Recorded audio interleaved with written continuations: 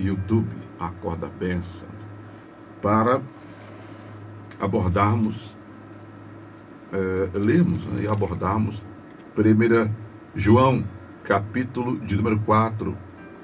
Hoje eu vou ler do versículo 1 até o versículo 6, que nos diz a palavra de Deus. Amados, não creais em todo espírito, mas provai se os espíritos são de Deus, porque já muitos falsos profetas se têm levantado no mundo. Nisto conhecereis o Espírito de Deus. Todo espírito que confessa que Jesus Cristo veio em carne é de Deus. E todo espírito que não confessa que Jesus Cristo veio em carne não é de Deus. Mas este é o espírito do anticristo, do qual já ouvistes, que há de vir e que está já no mundo. Filhinhos, sois de Deus, e já os tende vencido, porque maior é o que está em vós do que o que está no mundo. Do mundo são, por isso falam do mundo, e o mundo os ouve. Nós somos de Deus. Aquele que conhece a Deus, ouve-nos. Aquele que não é de Deus, não nos ouve. Nisto conhecemos nós o espírito da verdade e o espírito do erro. Glória a Deus, né, irmão? Por essa leitura, por essa palavra que já bastaria. Diante do que também já lemos anteriormente, aqui mesmo na primeira epístola de João, e diante também dos comentários que temos feito, né, nessas leituras anteriores. Confirma-se aqui João falando, primeiro, sobre ele defendendo, né, o cerne aqui da questão. A preconização aqui de João é sobre a deidade de Jesus e a sua manifestação visível, a manifestação visível de Deus. Aí volto a dizer, Jesus não é uma segunda pessoa divina, Jesus é Deus. João reitera isso. Jesus é Deus em forma humana. Jesus é Deus visível, é Deus palpável, porque Deus em sua essência não foi visto por ninguém. Ele diz isso no capítulo 1, versículo 18 do seu livro, do Evangelho. Deus jamais foi visto por alguém, porque Deus é Espírito. E Jesus disse em Lucas 24:39 que o Espírito não tem carne nem osso. Jesus disse isso quando ressuscitou e apareceu para os discípulos. Não é? Então não podemos ver o Espírito.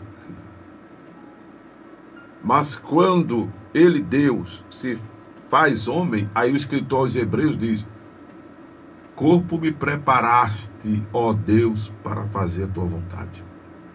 Eu já dei o exemplo aqui de que essa manifestação de Deus, ela é como os estados da água.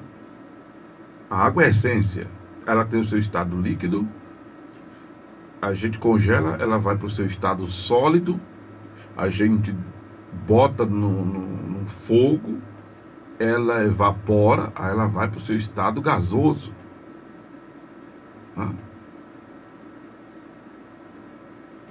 Para deixar bem fácil a compreensão. E no Velho Testamento, Deus se manifesta de diversas maneiras, e cada maneira da sua manifestação é dado um nome. Jeová Sabaoth, Jeová Jireh, Jeová Biscadins, que disse de Keno, Elohim, não é? El Shaddai, enfim. São os nomes dados às manifestações divinas no Velho Testamento. São muitos deuses? Não, é um Deus apenas. Deus é único. Bem, para quem vive estudando teologia, eu não sou unicista, eu sou monoteísta. Amém? A fé cristã ela é monoteísta. A gente aprende isso. Volto a dizer, no ensino fundamental, que o monoteísmo é crença em um só Deus. Amém? E o nosso Deus é único. Ele, para executar o plano salvífico, que foi uma elaboração dele, de Deus, ele resolveu vir, porque não tinha quem pudesse atender às próprias exigências estabelecidas por ele. A Bíblia diz que ele, olhando do céu para a terra, não viu um justo sequer. Como retratou Davi, que iniquidade foi formada e em pecado foi concebido.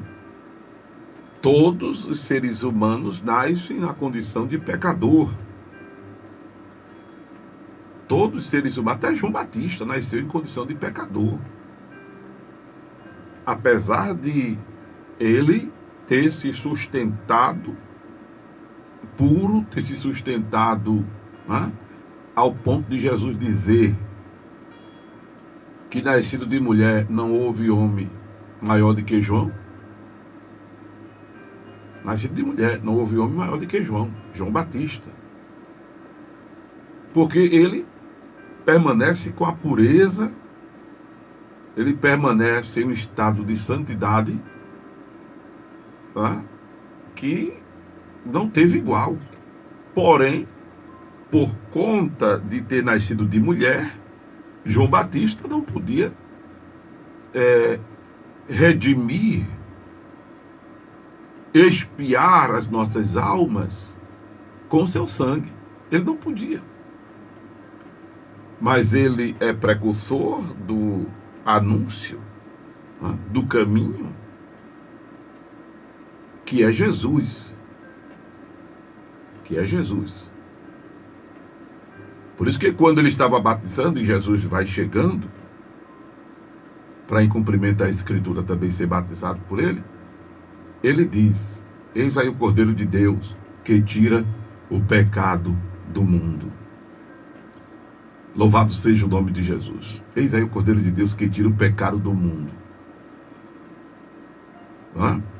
Porque Jesus, ele é a provisão de Deus, a exemplo do que aconteceu quando Abraão ia sacrificar Isaac. Por isso que a morte de Jesus, ela é vicária,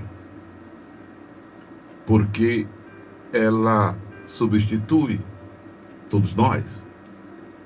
É por isso que a morte de Jesus é expiatória, porque ela nos une a Deus. A expiação no Velho Testamento tem a ideia de unir as partes que estavam separadas, que estavam distantes. Expiar é unir de maneiras que se forma uma só. E Jesus Cristo faz isso através da sua morte. Aí João continua dizendo que o espírito do anticristo, o espírito do engano, são os que negam essa manifestação em carne de Jesus Cristo. O nome Jesus, a exemplo de Deus, que é título de grandeza, de soberania, de maioral, o maioral. Quando alguém se nomeia Deus, mesmo que esse aí, no caso, seja com letra minúscula, a pessoa se acha o maioral. E isso não é bom para a pessoa, isso é ruim. Teve um jogador de futebol que uma vez ele se saía bem nas jogadas dele, e aí numa entrevista ele se quebrou aí. Eu penso que ele se quebrou aí. rei existe muito, mas Deus só existe um. Ele depois que quis até remendar isso, mas o pessoal da imprensa é terrível, aí pegou a parte que ele se diz ser o Deus do futebol. Eu penso que dali ele começou, a bola começou a murchar. É bronca. Quando a pessoa se nomeia Deus de alguma coisa, ela está se achando o maioral. E aí entra aquele princípio, né, do que se exalta é humilhado. Enfim. O título de Deus, e no caso, o nosso Deus, com D maiúsculo, se refere ao grandão, ao soberano, ao todo-poderoso, né? Aquele cujos céus manifestam a sua glória e o firmamento obra de suas mãos. Por isso que quando você for digitar, eu sempre digo às pessoas, irmão, quando for digitar a palavra Deus, se referindo ao Deus do céu, preste atenção. No WhatsApp tem uma tecla chamada Caps Lock. É aquela que aumenta, que transforma a letra minúscula em letra maiúscula. Você, quando for escrever Deus, Jesus, Espírito Santo, vai lá no Caps Lock, aumenta para a letra maiúscula e bota D maiúsculo, Jesus com J maiúsculo, Espírito Santo com E maiúsculo e o S maiúsculo, para se referir ao Espírito Santo, amém? Para se referir a Jesus, para se referir a Deus. Amém, amados? Esse ser que é digno de toda honra, de toda glória e de toda adoração. Amém? Deixa de preguiça quando for escrever o nome de Deus, Jesus, for escrever o nome do Espírito Santo e não colocar a letra maiúscula. É feio. Até porque eu particularmente fico pensando, poxa, é de Deus que está se... É ao Deus do céu que essa pessoa está se referindo? É a Jesus o Salvador que essa pessoa está se referindo? Ou é esses Jesus que aparecem por aí? Nome de artista, de técnico, de fulano, de beltrano, nome de farmácia, de padaria. Presta atenção. Se for Jesus, o Salvador, né? Aí você escreve com letra maiúscula. O Senhor, se for o Senhor do céu, vai lá na tecla Caps Lock, bota S maiúsculo. Amém? Louvado seja Deus. Então, é título de grandeza, Deus. Jesus é o nome de Deus, a exemplo dos nomes que apareceram e que temos no Velho Testamento. O nome Jesus é o nome dado a esta missão salvífica de Deus. O nome Jesus é o nome dado a essa manifestação visível, a esta manifestação em carne de Deus. Lembra que quando o anjo chegou para José, que estava fazendo planos de deixar Maria em segredo, porque noivo com ela, Maria agora aparece grávida. Aí João quis pegar o beco. Quando ele estava dormindo, o anjo chegou para ele: João, eu vou tentar fazer como eu narrei um dia desses aqui, a cura do paralítico. João, benção. Ô meu filho. Poxa, Antônio, por que tu quer deixar a Maria? Deixe não. Não é? Porque o que nela está gerado é do Espírito Santo. Não é? E ela dará luz ao menino. E isso em cumprimento ao que disse o profeta Isaías, que a virgem daria luz ao menino e o seu nome seria Emanuel, que traduzido é Deus conosco. E porás o nome dele Jesus, porque ele salvará o seu povo dos seus pecados. Louvado seja Deus. Então Jesus significa Salvador. Cristo, que significa ungido, que significa enviado, é o aspecto sofredor dessa humanidade, do Messias. A palavra Messias também, depois de uma exegese, se chega à conclusão que tem essa conotação com Cristo, o enviado, o sofredor, né? Por isso que o pessoal, quando às vezes está passando por um processo de apontamento, de opressão, talvez eu sou o Cristo da história, né? Ou então eu sou o bode expiatório que leva a culpa, né? Pronto, a palavra Cristo tem essa conotação do processo salvífico de Jesus Cristo, que é Deus em forma humana. Aí, Jesus Cristo de Nazaré, a gente encontra esse acréscimo, né, ao nome do nosso Jesus, porque ele nasceu em Belém, mas foi criado na cidade de Nazaré. Como tinha muitos Jesus, né, supostamente era o nome comum, popular, como Maria é nos dias de hoje, né? Aí, para se destacar qual era o Jesus a qual se referia, aí era acrescido o nome do lugar onde o tal era nascido ou criado. O nosso Jesus foi criado, obviamente foi criado em Nazaré, porém o nosso é o Cristo. O nosso é o Cristo. O nosso é diferente, porque o nosso é Deus que veio nos salvar. João diz, quem nega isso que eu estou explicando, por exemplo, é o espírito do anticristo. Quem nega isso é o espírito do anticristo, que João diz já está no mundo. Eu pontuei isso nas abordagens do capítulo 3, que eu dividi em duas partes. Pontuei isso na abordagem do capítulo 2, nas duas partes. Eu não lembro se dividiu o João capítulo 2 em duas partes, enfim, mas está lá, né? Na abordagem de João capítulo 2 e capítulo 3. O espírito do anticristo, eu até já disse que é um assunto que vamos adentrar, propriamente dito, quando estivermos abordando o livro de Apocalipse. Mas esse esse prefixo é de negação. Anticristo, tudo que se opõe a Cristo. E o espírito do anticristo, João diz, ele já é operante, ele já está no mundo.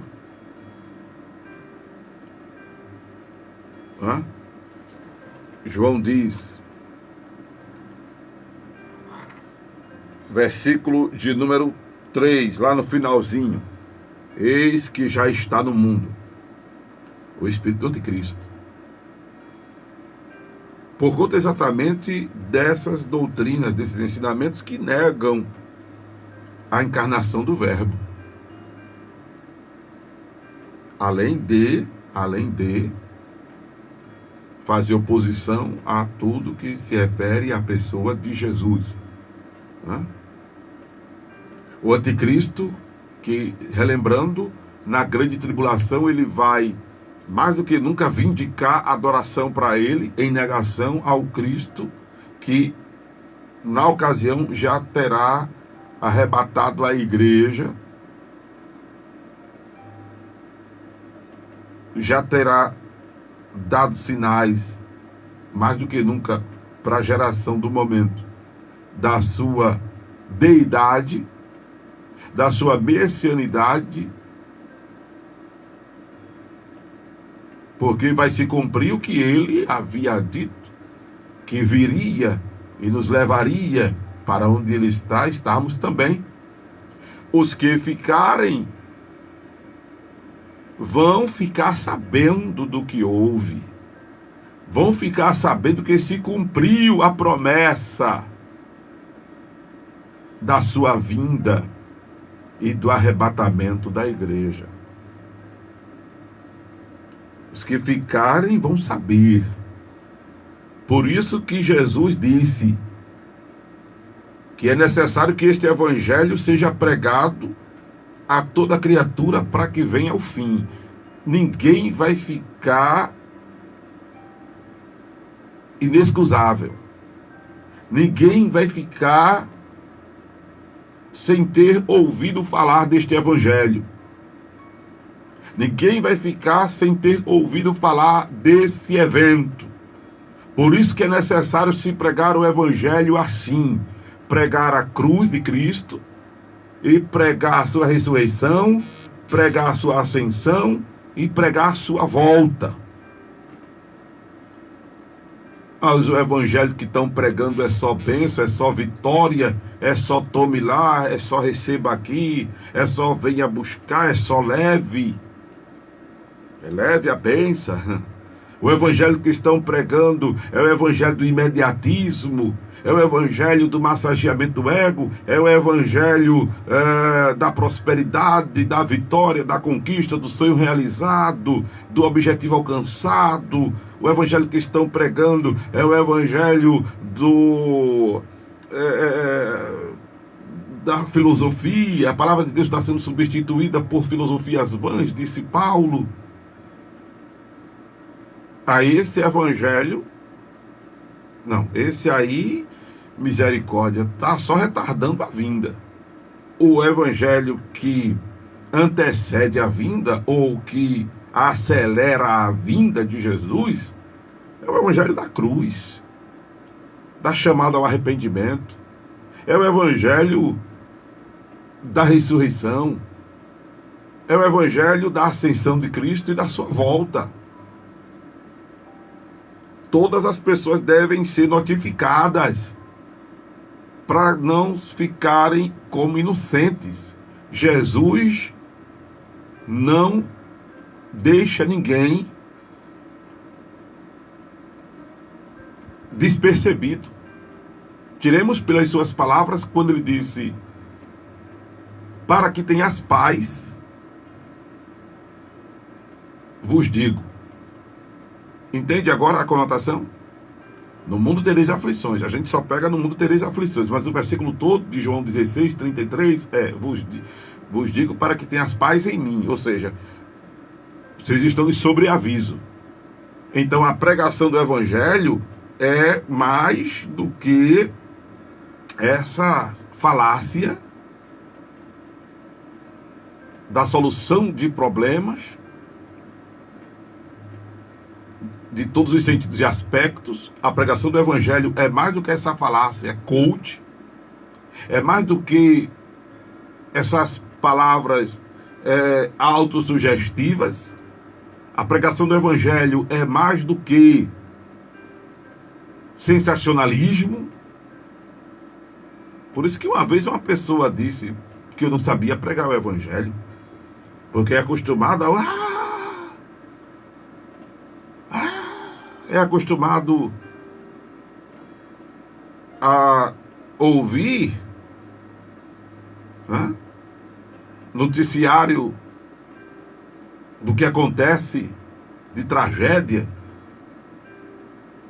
seja natural ou não, para mexer com a emoção das pessoas e fazer as pessoas glorificar, e fazer as pessoas dar glória, e fazer as pessoas se emocionarem, e fazer as pessoas vibrarem.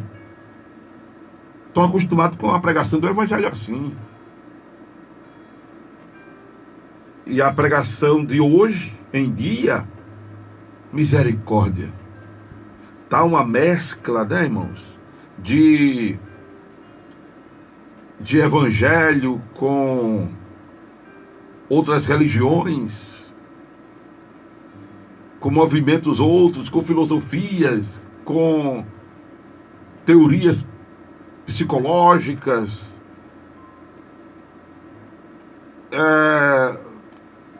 É o famoso coach dos dias de hoje, né? São as mensagens autossugestivas. Não é com esse evangelho aí derrubado que estão pregando que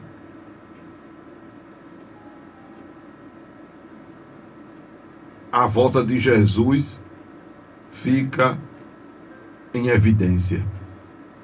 Não, é o evangelho do reino de Deus, e não esse evangelho que eu chamo do queijo do reino.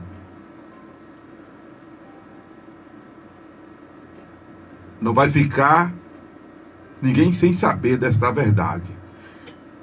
E aí, quando a igreja for arrebatada, quem ficar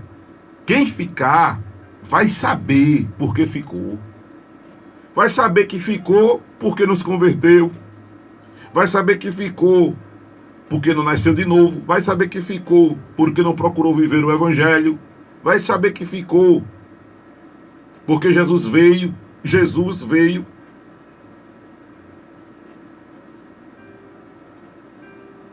Mas aí, o anticristo vai surgir para ainda persuadir essas pessoas a negarem essa verdade.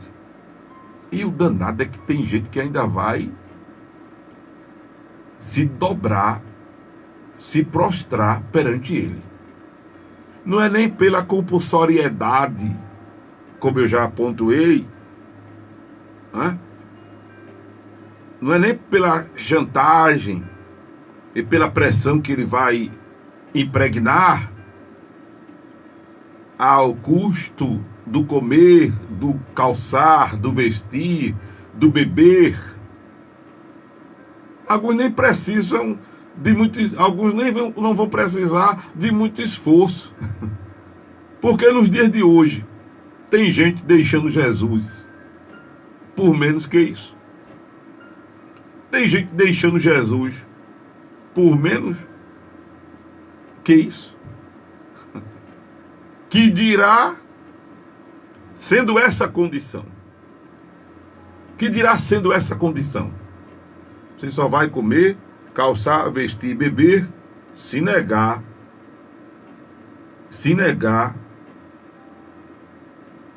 que esse Jesus Cristo, que na ocasião o anticristo vai dizer mais ou menos assim, que esse Cristo que pregavam e que supostamente aí apareceu sobre as nuvens e levou o povo, é verdade. Se você negar que isso aí é verdade, então toma aqui a roupa, toma aqui o calçado, toma aqui o kit sobrevivência, toma aqui. Oxe, irmão, tem gente por menos do que isso hoje, negando Jesus. Imagine o diabo, porque o anticristo é a figura do diabo em imitação ao Jesus verdadeiro, personalizado em uma figura com poder político e religioso. Não é o diabo transformado em carne. Ele não tem poder disso, não. Mas já ouviu a história que quando ele não vê, ele manda o secretário? Pronto, é basicamente o secretário dele. É uma personalidade que vai buscar converger para si a atenção do mundo, em oposição ao Cristo Salvador, que morreu na cruz e o que na ocasião já tiver arrebatado a igreja. Mas esse espírito não está essa pessoa ainda. Alguns estudiosos, mas não sei, dizem que já está por aí, em carne e osso. Eu não sei, eu não tenho respaldo para lhes dizer isso. Eu tenho respaldo para dizer o que João disse. Ele já está no mundo porque a mentalidade desse espírito, que é diabólica, ela já é operante. Ela é operante quando o evangelho é torcido. Ela é operante quando a verdade de Deus é sonegada. Ela é operante quando o engodo, o engano doutrinário prevalece. É operante quando se opõe aos princípios, às verdades e aos valores divinos. Aí o espírito do anticristo já é operante. É o que João diz, ser o manifesto de falsos profetas que tem se levantado no mundo. Por isso que ele manda que nós provemos se os espíritos são de Deus. Os espíritos aqui falando não só de entidade, mas falando dos pensamentos também, né? A palavra espírito tem conotação com vento, tem conotação com subjetividade, tem conotação com filosofia, com ideia, tal, enfim. Mas também manifestos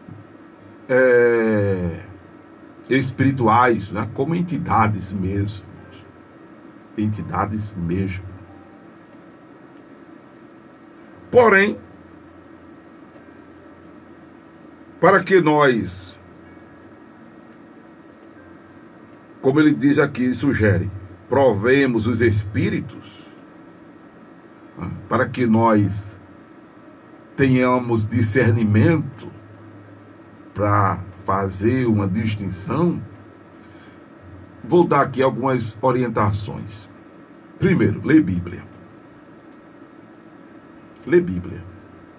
E comparar a Bíblia com Bíblia. É o lema da hermenêutica, comparar a Bíblia com Bíblia. Amém? Vá comparar a Bíblia com outras coisas não, que as outras coisas perdem. Porém, se... Aí entra uma questão agora muito forte. Se você é de Deus, a Bíblia é quem vai prevalecer. Mas se você deixa que as coisas do mundo prevaleçam, aí você está dizendo que não é de Deus. Veja que eu coloquei, primeiro, não você não ser de Deus, por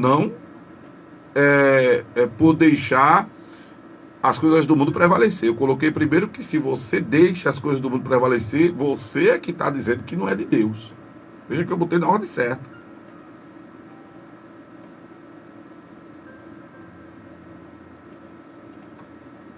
Porque tem muita gente abrindo mão da escritura sagrada por conhecer novas ciências, que estão abrindo mão das verdades bíblicas por conhecerem novas ciências e estão migrando para o ceticismo, estão migrando para a apostasia. Isso é muito grave, principalmente quando isso ocupa o espaço nos púlpitos, isso ocupa o espaço em nossa fala, isso ocupa o espaço em nossa mente, isso ocupa espaço em nossos princípios. Eu quero dizer o seguinte. Eu me lembro de escutar muito que é por isso que alguns pastores antigamente não deixavam os seus jovens fazerem graduações, entrar em faculdade. Alguns até entravam, porque acontecia muito, como acontece ainda hoje, de muitos se desviarem do Evangelho. Mas hoje eu posso falar mais do que nunca que não há nada nas universidades, nas faculdades, nas graduações que tire realmente o cristão da presença de Deus. Se ele, aí volta agora aqui a fala de João, se ele é de Deus. Por mais que o docente seja ateu, seja mundano, isso é problema dele, ele que se vire para lá. Ele que se vire para lá. Mas a pessoa tem as suas convicções, tem a sua experiência com Deus, a sua relação com Deus.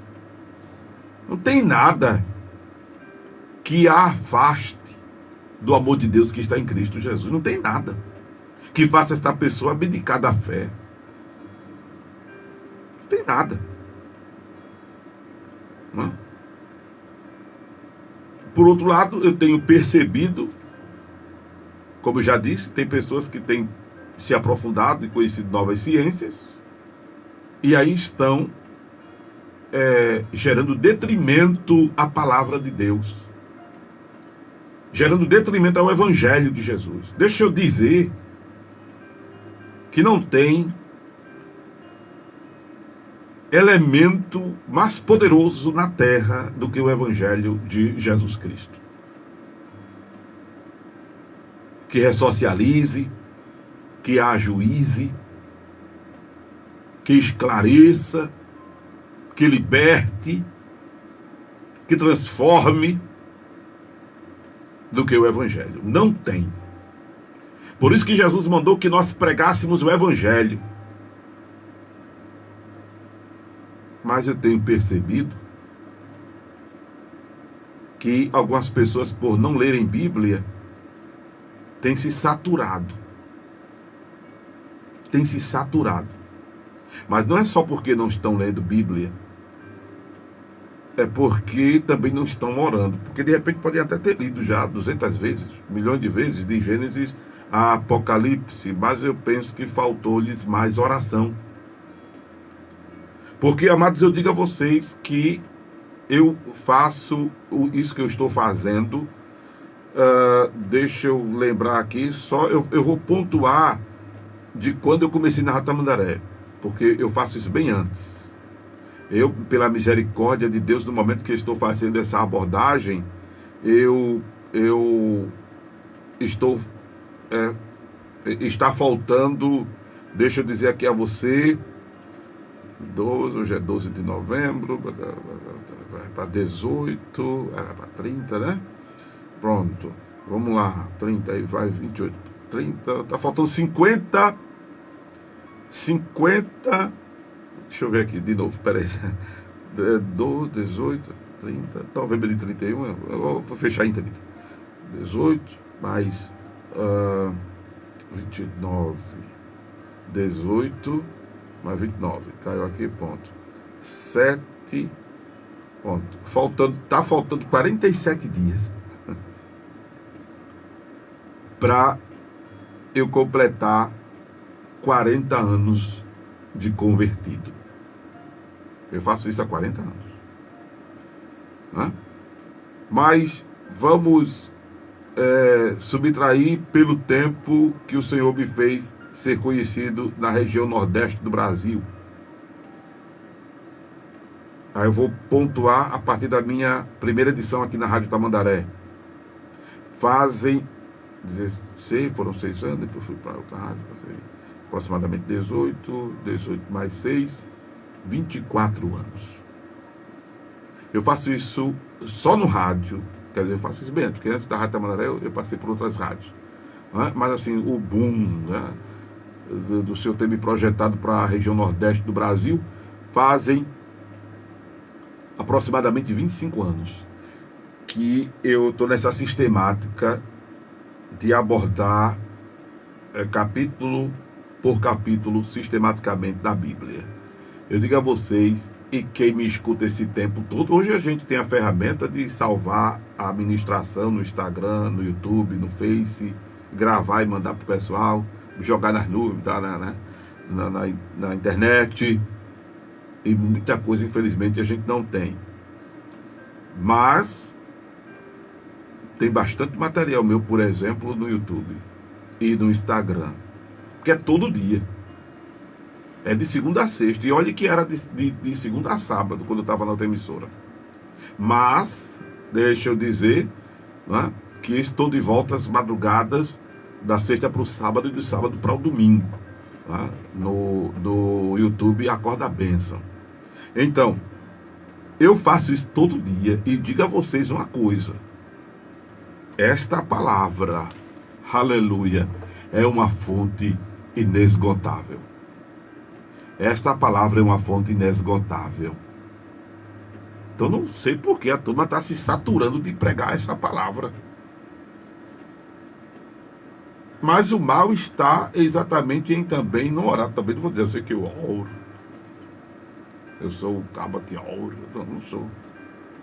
Mas eu tenho ensinado que oração é uma questão de consciência, é uma constante. Eu tenho pregado que as pessoas devem ter um altar em casa, eu tenho pregado que as pessoas devem ter uma vida de oração, muito mais nós pregadores, né? Nós que temos a oportunidade de estar falando do Evangelho. Louvado seja Deus. É que tem que orar mesmo. Está faltando isso. Alguns, eu percebo, têm abdicado da Escritura, porque também ficou só ali, ó, na tradição, na margem da tradição. Não procuraram, né, se aprofundar na Escritura, mergulhar na Escritura, nas páginas da Escritura. E faltou o acompanhamento, né, que é indispensável à oração. A oração que gera intimidade com Deus, a oração que gera sensibilidade espiritual. Então é importante que, para provarmos os espíritos e discernirmos que é e que não é de Deus, lermos Bíblia, orarmos,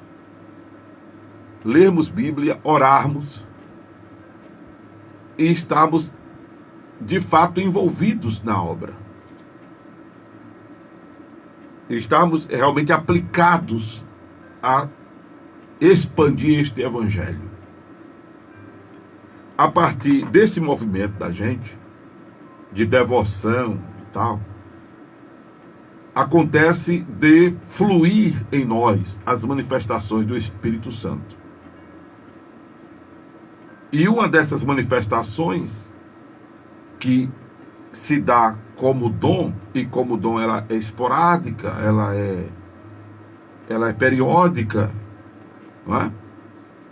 Como dom, porque existe o dom do discernimento dos espíritos, mas pela constante relação com a Escritura Sagrada e pela constante oração, envolvimento na obra, esse discernimento, ele acaba fluindo, porque o Espírito Santo, que é também chamado o Espírito da Verdade, ele faz com que nós barremos qualquer coisa que contrarie a palavra.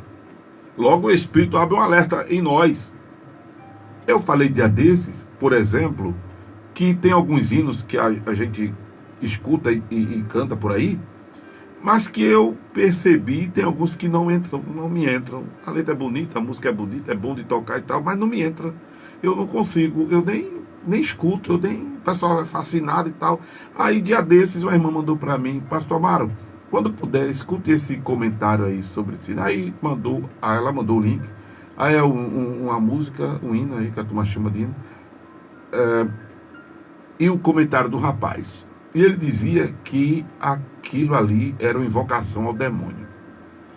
Aí eu disse: irmão, eu não sou especialista nessa matéria, mas eu vou mandar para um colega meu que já foi de dentro desse movimento e ele vai me dizer alguma coisa. Eu mandei para o colega. A resposta dele foi dizendo: realmente, Amaro, essas letras aí, ou essa letra aí, ela é uma linguagem de invocação do mal. Aí eu disse: mas rapaz, isso está no segmento evangélico, ninguém se levanta para opor-se a isso. Eu até entendo, eu não vou dizer aqui qual é a letra, qual é a música, porque a gente tem que medir as palavras e tem o momento certo, a hora certa, o lugar certo. E hoje plataforma não é terra de ninguém, a gente tem que ter cuidado, né? Mas nas minhas plataformas eu me sinto mais à vontade para dizer, né? Como já disse, um final de semana retrasado, eu acho, agora dizer para vocês assim, eu não vou saber, mas se você assiste aí o YouTube Acorda Bênção, eu falo lá. E eu disse, mas como é que pode um negócio desse? E a turma está cantando isso aí. E não é o primeiro nem o último. E nem é o único. Suposto hino com um conteúdo, sabe, subliminar. A exemplo de doutrinas. A exemplo de manifestos. A exemplo de cerimônias.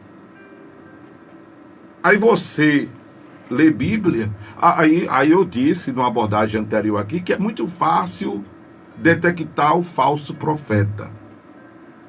Ele defende os interesses dele.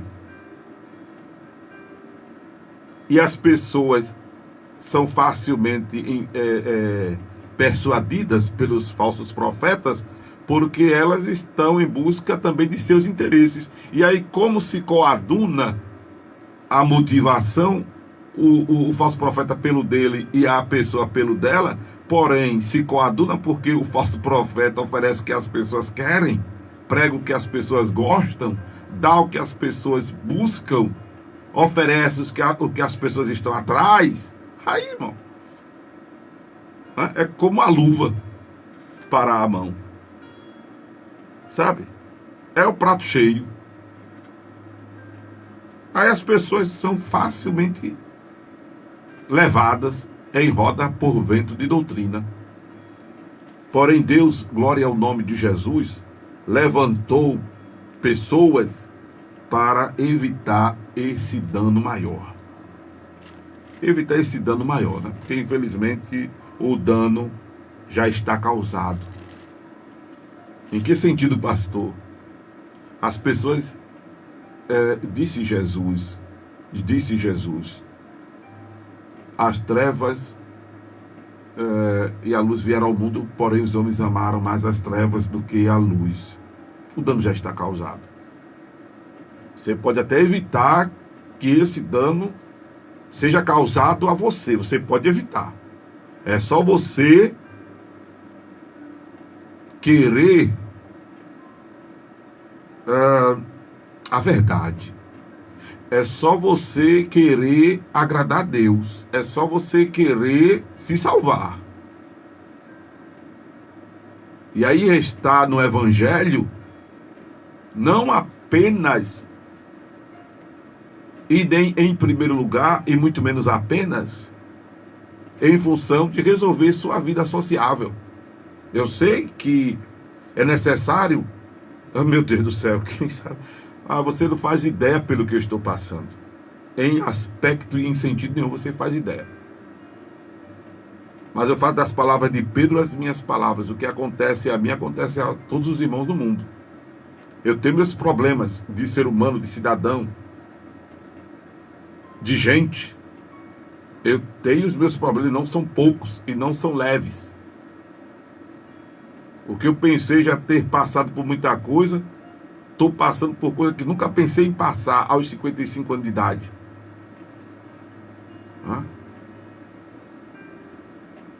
Mas não perca o foco de procurar agradar o meu Senhor, de defender os interesses do Senhor. E se o seu foco é este, e que deve ser, em vez de priorizar e ficar focado em sua vida sociável, aí você vai evitar muitos danos espirituais existenciais para a sua vida. Porque essa é a pegada do maligno. Observe que ele ofereceu a Jesus, porque o maligno é que nem bactéria oportunista, né? Só quer uma brechinha para se instalar. Jesus vinha de 40 dias de jejum. O cara chega para Jesus e, se tu és filho de Deus, transforma essa pedra em pães.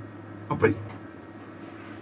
Entende? Então o inimigo vai chegar, amados, com aquilo que está sendo a tua necessidade, a tua busca, a tua procura. O inimigo vai chegar ofertando aquilo que tu estás querendo. Tem cuidado. Por isso que Se você está no Evangelho, priorizando a sua salvação, e você entende que a sua salvação já foi conquistada na cruz por Jesus Cristo, e agora o que cabe a nós, cabe a você, é procurar agradar a Deus. Se você está focado nisso, e não apenas no suprimento das suas necessidades, na satisfação dos seus desejos, no alcance de seus objetivos, aí você estará no rumo certo. A probabilidade dessa sensibilidade espiritual se manifestar em sua vida é maior. Contudo que você também intensifique a sua leitura de Bíblia e a sua vida de oração. Amém?